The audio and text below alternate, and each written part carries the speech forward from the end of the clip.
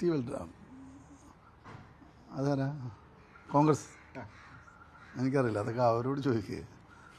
നമ്മളൊന്നും ഈ സ്പോർട്സ് എന്ന സ്പിരിറ്റ് ഉണ്ടല്ലോ, അതും പൊളിറ്റിക്സും തമ്മിൽ ഒരു ബന്ധവുമില്ല. അപ്പോൾ ഇത്തരം ചോദ്യങ്ങൾ നമ്മളതിനെ പിന്നെ എന്താ പറയുക, ഉത്തരം പറയുന്നത് ശരിയല്ല. അങ്ങനെയാണോ നിങ്ങളിപ്പോൾ ഇത്രയും ചാനലുകൾ വന്നുകൂടെ?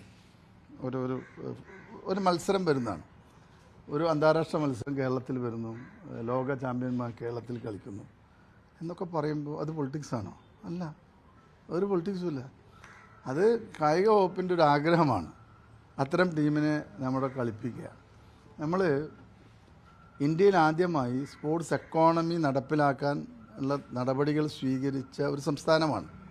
സ്പോർട്സ് എക്കോണമി നടപ്പിലാക്കുക എന്നുള്ളതിൻ്റെ ഉദ്ദേശം ഇത്തരം ടീമുകളൊക്കെ വരുമ്പോൾ ധാരാളം പുതിയ മത്സരങ്ങൾ വരും, പുതിയ കാണികൾ വരും, സ്പോർട്സിന് നല്ല രീതിയിൽ ഉയർച്ച ഉണ്ടാവും. അതാണ് നമ്മൾ ആഗ്രഹിക്കുന്നത്.